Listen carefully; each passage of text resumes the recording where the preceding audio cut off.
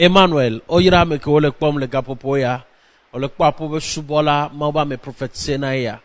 Eyem dakpe na ma uda po ba gbeta. J'espère, be, nous sianou, que yo soit ele jejino. Ni soit mu fion nous sugbo, ya me sugbo yom, me sugbo o apprécier. Et au fion wa novio, ekbe am dagba fion secret. Voilà nous que le vevere so wani be, ne fion secret à menamo, na be américaine se, ne ba deviner, ba sauver les situations de me gratuitement. Eye wo chan ma ube situ la vadio. Que le pon po fi fiji anyi so am fion nous sugbo, eye ekbe a, nous promettre be ma fion de camere la zan, eye ouverture la nova ye bagbeme. Toutou ba nou ke mag blanyi bene ouverture ba vagbeme na wa, odola no sara. Nenyi bena gbo ba vuna wa, odola nana nou tchevi kwa hosio. No dibe a maintenir bénédiction wa, odola son wa son do principe ou me. Et que la na ben si an ko la no le gbongbon ba padia et no la no marché. Et vegboa ne nou ba jeji na wa ngba no le amedo podome.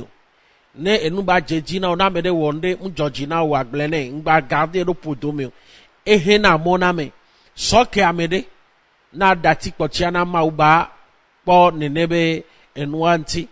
Donc enu yo ni principe de base que we no te respecter a nous si an ko la no wa ele ja no marché no. Vano o respecter. Voyez que pour ma marché wa. O do entreprise de un entrepreneur. O lo donne voix salaire qu'on le doit et qu'on le doit. Et l'on dem le doit antio évolution dem le on toi be o chan ça ne va pas. Alors nous quand là wo et be am ja fion secret de. O pa ma ou dati nous sendo nature a me subo. Voix amede la nye la fion. Et y a un que ma ou fion m'a montré le fion gratuitement. Et à la peden chobe au lado évolution. Bien sûr, ben mi préparer ne que ben New York que m'dade. Et les mi we dade voir magba fion me de chan ne chan jo ya ne ve we. Magba fion me de chan ne jo ya ba ve we. Da se di que la va y le nyak pe dodo so ma ubo. Nous que ma fion egbe ya. O la po big blona nyadebe a chike nyoe senaku. Efiobe munya chi okpate senaku. Edo tona amakpa, edo nto chom tona makpa. Bodoa oyo na makpa, vogba senaku. Vertu de le ati de pepe ke senaku asi. Exemple, adubati. Ne munya chi ke nyo amate sen adubao. Payati. Ne munya chi ke nyo amate sen payo. Ntiti. Bakudo novio kekem. Nous kola waye ya ole jadi atike senakwa atike senaku efiobe enyi ebe kusese ya enyobo ne dui enwa me vele nti edola seku po edola nya atike seku po même nengba ve enyi ebe saison na kusese ocha mu oneko edola nya atike seku po Efegboa edola nya tike be kusese o la te du. Evo. Nou ko la we ya. O la di amakpa ke hlen la tiwa dia le gome. La nyigba eye ko la di. Vovovo amandre. No di seta. O la di kori. Hotukuya ke mia togbe mia mamodu na le blema. Ni e ganawa. O la di 41. O la di adi ke jonajina wo intua. Ye ola to kori akudo nenebe amakpaya ola so blue nenebe adia evo ekpaiwa ole jano le no le anya ko la gbolo ba chike nyo senaku be pe ya me anya chike la nyo ya seku le be jume ye be come be famille me ya seku na me gelo on profiter na kusese wa no le ya 40 jours 41e jour a Orola vosa. 41e jour à nous kola o la so ega. Yo la so vosa na mede pepe kokwa. No we vokwa continue à dia. Efio be no le zen kakado gawa me.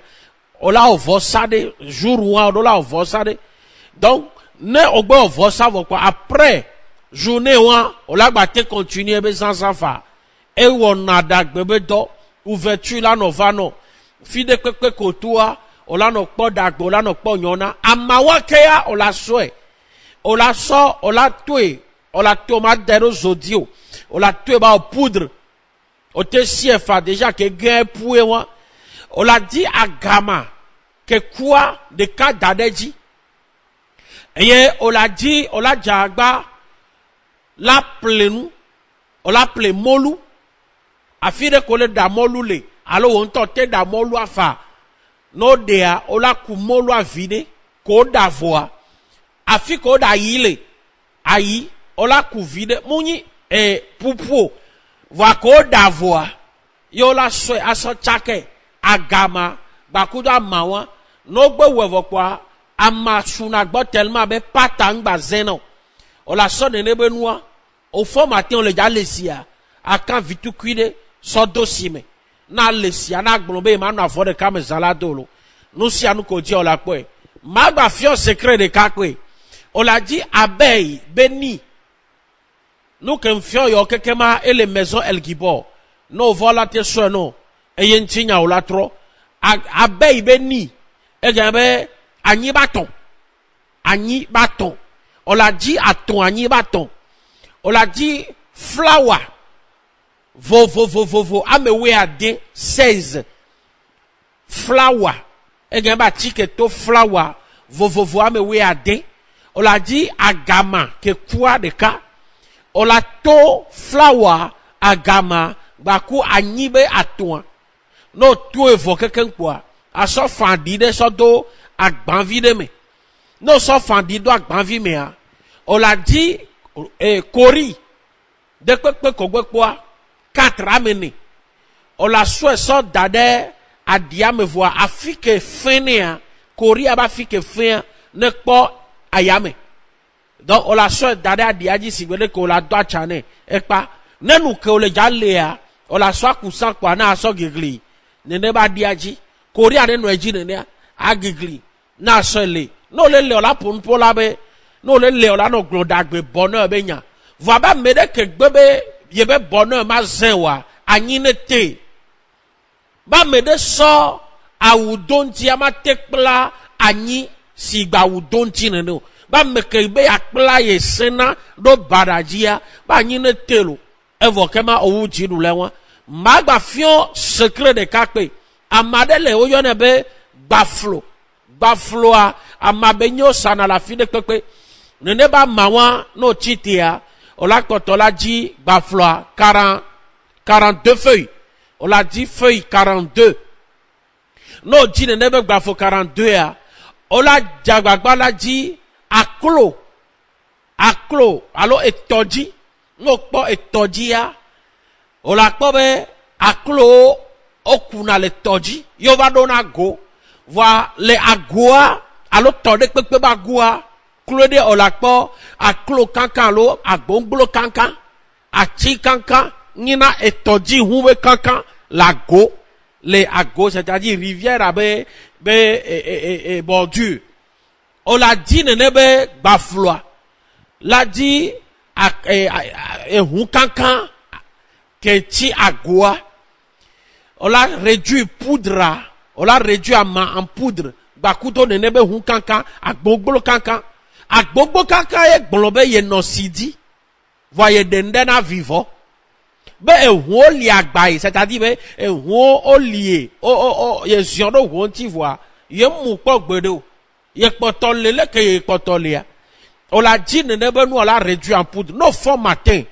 yo le jayi asime on le jayi dome ojibe ya do promotion le donne me ojibe be donne réussi ya do avancement de la gbeme ya wonde na monek po be ma wu ke le dia senu ya ko réaliser ndende ba no concret ya so asisa fionde ya elle est très simple ko réduit no en poudre vo ko le ja formatin a so poudre a vide toi de be yo de ndena vivo aklo mu jenako ye be jina gban so todopo na klo do agoa me ko la so agban e la poepo amola vala be ya de agban ne le hu ame e mo ya peke ya yo adagban be ye jemo voe afie yo ele do me ke le ye ba petone le be nya gbo one so dona one kokko iji one na promotion asimele ya kpo asi ya sa dagbe bava va m'aider que là ni hu la be ali agbaya ye mamuolo ye dendena vivolo mo fi en secret veille et nous si à nous kodia nous confions fifia et nous simple et les maisons qui portent et nous voilà soit d'assino au cas contraire on toti na ve we ma fion et jibe do a m'aider que le lait et jibe do et dit le poney alors va be gros cœur et wodoko et tomio tondu si venavima kwe on l'a dit venavima on l'a dit aweke on l'a sort attaque be grana me ton so daredi ne lui quoi dit doit pas ewa elle a du 3 jours non seulement elle est déjà dit donné voit elle est déjà nabe stress c'est-à-dire elle la me quelqu'un que le vote a dit qu'on a vu quelqu'un et nous si on l'a dit zereka magba fion secret même chose que fion ya que on a ejime doit que ba on a OK na mia le kosi kodona e mene gba ku no viowa même chose que gba weneke amede le ke ikonji obe abibe dolinti bon matin d'abibe donné alors le tomio le ton aussi voir abibe nyakwa e gbede le yone be dem la jonko ne di dem la jonko wa elle a da esizoso elle a da sizoso et si ala roso elle a dans le Coran m'a dit 30 minutes elle a dit à mawabe aloko a me fait à quand il en a dit aloko a me fait elle a da si 1 litre et demi d'aredi ne da et 30 minutes et de me quoi ne science ne ba sonu et doit bibe doit et paewa elle a ouais pendant 2 semaines nous si à nous que be dia elle a que denti 0 par jour yeko bela non de kebe et sia elle a son do et dollar non nous bébé verra bambou ne quoi et donwa et paewa ma fille secret de kakuro abikem le coup anti abikem le coup on a dit à tito mebesi et gambe et netiro se voit jija kode me on la kusiwa a tirer la fille et si le me on la kusiwa on ne son pour abiana me abiala kukwe va no ba zedo nweme bobe omte le potane wa on l'a dit et c'est débazan et céder et devoir céder toi y a pas ça dormir on l'a dit on l'a sort à ido toi d'araignée on l'a dit à réduire et bah coup céder bazan en poudre non on ne peut nous la sort poudre et y a la sort chaka beurre de karité y a la no siro tomena le kebe nous ko le kebe abia no siro tomene no gbe le siro tomene quoi nous si à nous que y ni nous gbe la tote ma fille au secret de oben kuvi bedo e konji obol o ma te de obola opération non alors no vio nous le jok pata on l'a dit coquillage jamais oui à de coquillage 16 on l'a dit coquillage y a kuvi be problème on a ça coquillage à dos et zede mais alors tokade me on l'a consicoré dit on l'a ko esia au moins esia do la subola dépasser coquillage à ma glombo la te kosi tokade kanto chafa on la fion citron à mandre kono siame nenu ke matin yo le jave le sia no le si vole jajo kwa so asi ne ndusi balwa aso fu kume kora nyigba coquillage ne no siame no le fun kume le esi que me coquillage lea elle a no difficile ba la ben kuvi gbano alors la bo le don kuvi be problème a e corriger ne correctement eye emene nyon oblibo ma serofia voanyen pojo secret ba le mafion eye séance ke gbana ni so be nou ke magba fion wa mafion de ko la protéger vie o mafion de ko la protéger sro mafion de ko la protéger dopeo mafion secret de ka o le tore mo le nyamo vo mjibo ne nyao amerem tono na vudo bene teyu fike vudo le afuna ko be potole on l'a dit vudo be tome kankan et tome kankan vide ko e vo te so awo be kankan de dadeji able aso do na gome alo o te wenene aso no si o eva fe mo pada lo drada odoa aso dare pe aji na able aso do na gome aglonya no ro do amea no do do pe aso mi oba fo so do pe akpa na pon po be amedem tona na vudo be ne teyu aglona vudo be ne teyu la tui la to de bouye o ma te gblon be ne te igbedo fi ke le afuna ko ipotole lo o ma nya o le do me gbedo fi ko le afuna ko la no yo la no do promotion e mene nyon oblibo mo do gbera be nye ko mi adogo tous les dimanches le temple Emmanuel et ye gawe ya premier dimanche